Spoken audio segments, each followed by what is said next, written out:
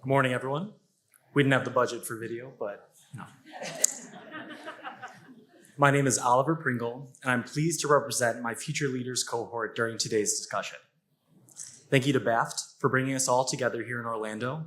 If you have any questions during today's presentation, please submit them to Slido, and we'll answer as many as we can.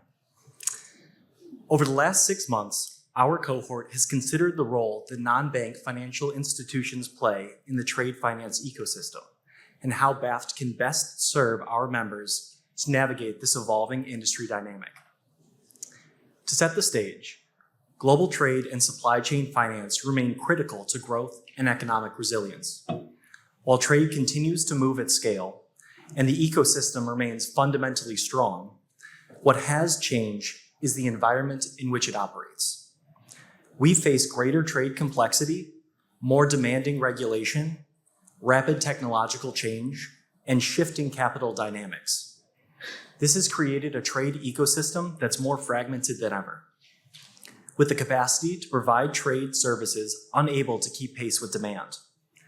Higher regulatory cap requirements, reduced correspondent banking capacity, and the inherent challenges of small or complex cross-border relationships. These are all constraints on supply. As a result, unmet demand for trade services remains substantial, with the global trade finance gap estimated at roughly $2.5 trillion, particularly affecting SMEs and emerging markets. This gap isn't driven by weak demand or poor credit quality. We know that trade finance has a strong historical risk profile, supported by short tenors and self-liquidating structures. At its core, this is a capacity challenge. In response, the market is evolving to a model that's geared towards collaboration and interactivity. Banks remain central to origination, underwriting, compliance, and maintaining client relationships. This key role isn't going away. Instead, it's becoming increasingly complemented by a broader set of participants. To name a few, non-bank funders provide liquidity, balance sheet flexibility, while insurers improve capital efficiency. Meanwhile, fintechs enhance connectivity, execution, and operational efficiency. As participation widens, the foundations of trust and confidence become even more critical. Collaboration at scale depends not only on attracting capital, but also on building a trusted environment in which different forms of capital can work together effectively. This is where BAFT plays a critical role in fostering dialogue, encouraging consistency in market practices, and continuing to support a more coordinated ecosystem. With clearer standards and enhanced collaboration, we'll all be able to broaden accessibility and promote a more inclusive global trade environment. Now, to better understand how the market is actually responding to these challenges today, I'll turn it over to Shelby Lee, who will walk us through the results of the survey carried out by our Future Leaders cohort. Thanks, Oliver. Good morning. So to better understand how market views about the non-banks expanding their roles in the trade finance, we surveyed 45 market participants across all major global cities and the regions. The key points stood out. The first point was that presence of the non-banks in trade finance is growing.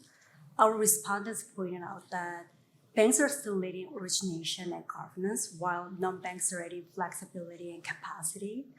The second point was that respondents didn't see non-banks as replacing banks, but rather as playing more complementary role in the market. With those findings, the big takeaway for us was that trade finance is becoming more interconnected, meaning that participants are now relying on the infrastructure and the information and even the same funding channels. That could come with a trade-off. It can help market grow faster, but also it can cause the problem to spread faster.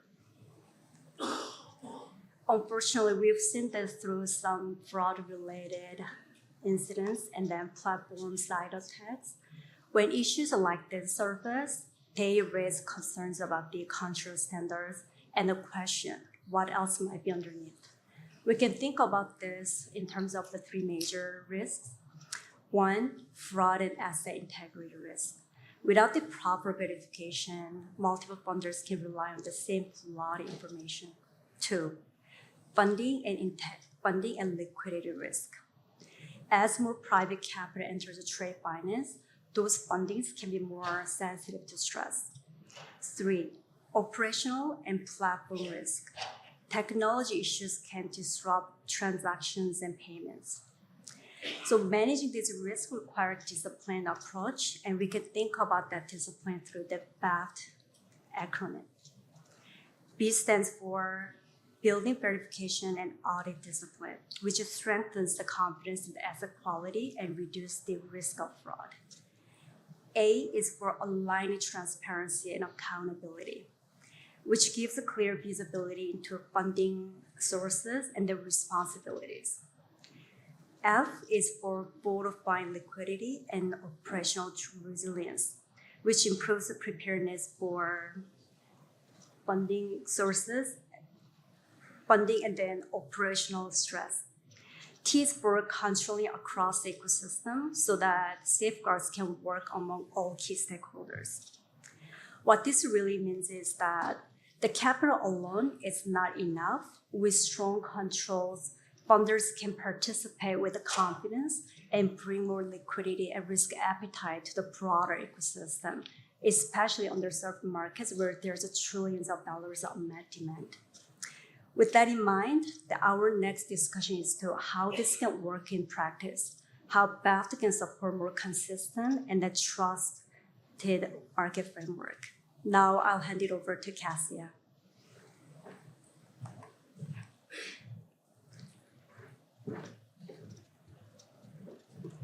Thank you, Shelby.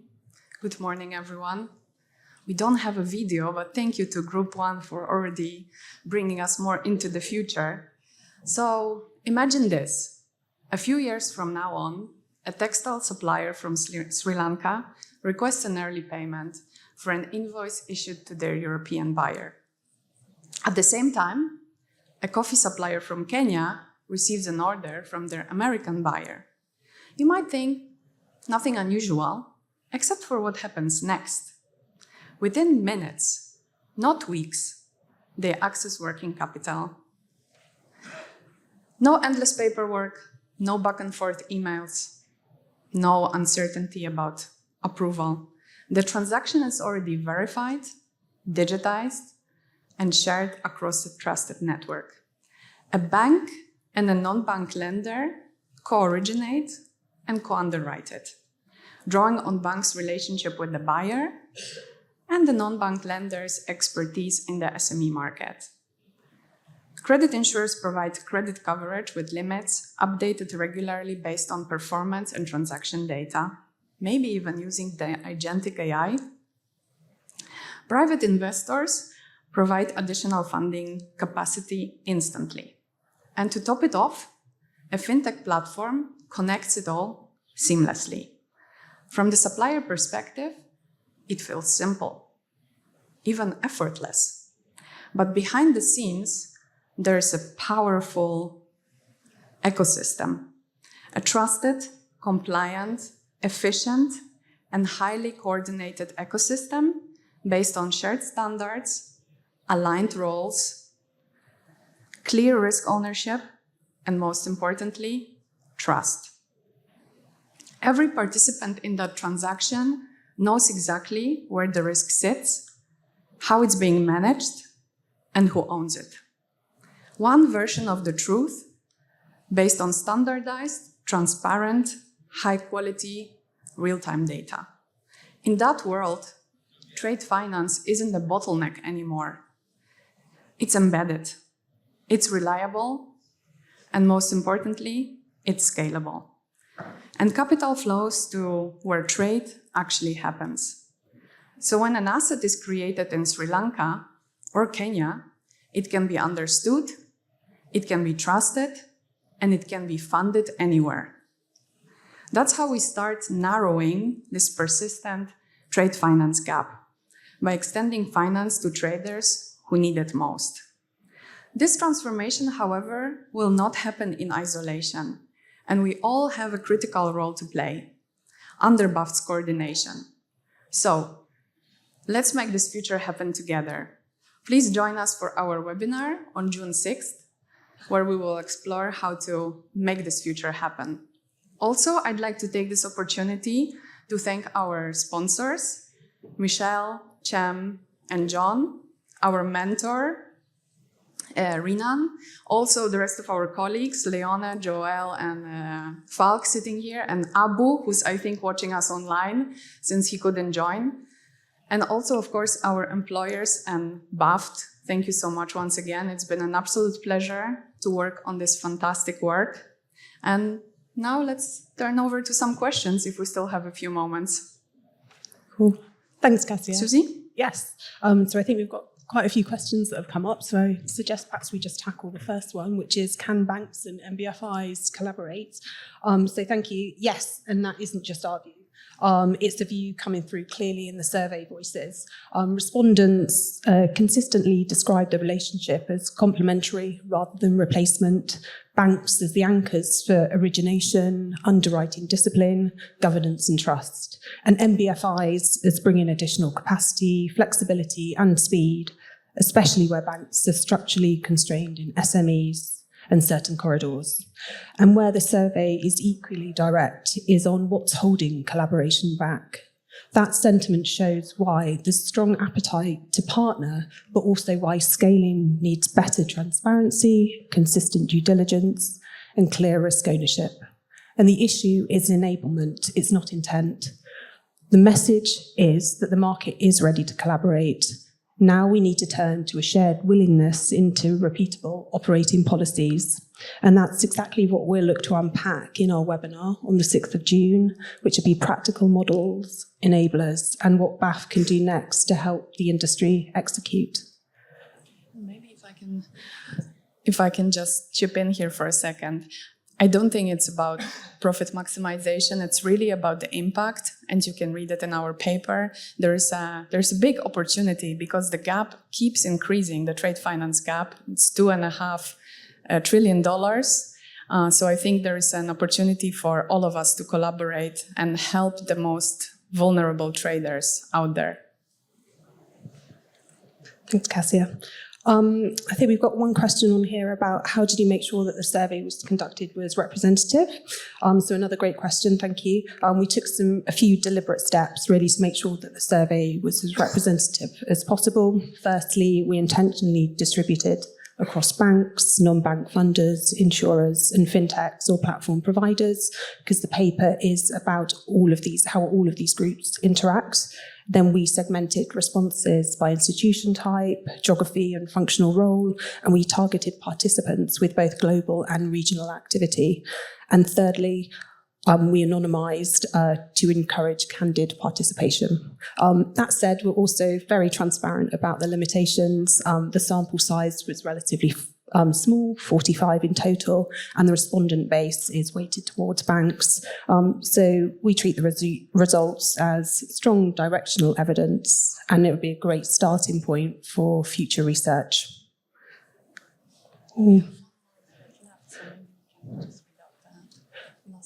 Yeah, one last comment. I think this is probably congratulations to this team. A very interesting topic, and I can't wait to read your papers. So please do download the white paper and on the 6th of June, our webinar. And maybe grab us also offline after this panel so that we can tell you more. It's a fascinating topic, a lot of things to unpack, maybe not very familiar to all of you. So please have a chat with us, or we can also schedule an online meeting to start the dialogue. And I think this place, this venue, thank you very much to BAFT for making this happen and starting the dialogue and collaboration on this topic. So with that in mind, thank you once again for your time and attention.